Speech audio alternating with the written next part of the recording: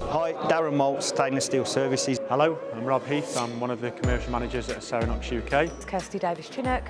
I'm the Managing Director of Professional Polishing Services. Tim Childs here, company's Rymex Metals UK Limited. My name's Eric Partington.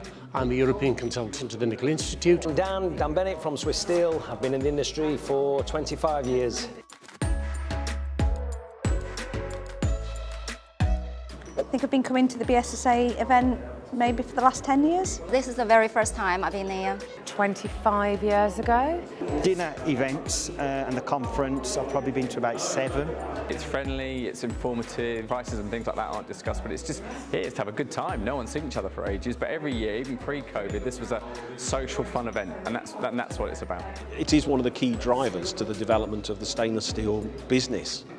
The ISSF have taken this as one of the major projects to look at going further forward. You know, they only look at things where there are millions of tons capacity needed for that industry, and hydrogen is one that's been identified, and on the assumption that things go through the way that we think things will go through from COP26, etc., the drive for the hydrogen economy, it's going to be a real boost for the stainless steel industry. What happens though is when you look upstream and downstream of the electrolyzers, you get another picture.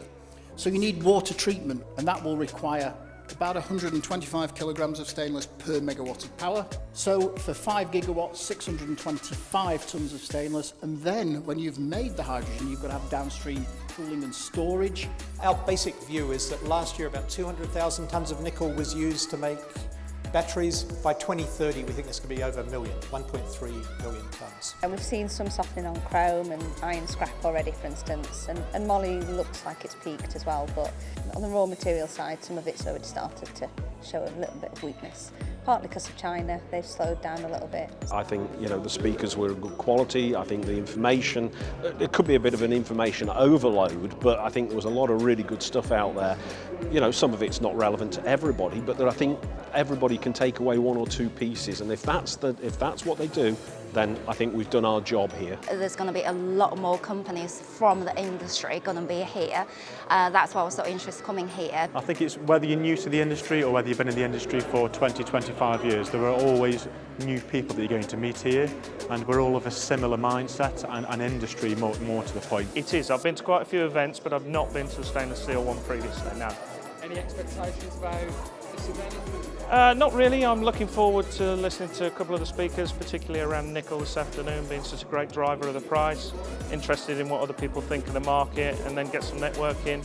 As you rightly say, I've only been in this part of distribution for the last couple of years, so it's always a plus to come to these. It's amazing to be back and networking, and you know, it's all well and good, technology and Zooms and WebExes and Teams platforms, but to be honest, there's nothing like being face to face. Yes, definitely fantastic to see suppliers, old friends, the fellow board members. It's just great to be out again, seeing people.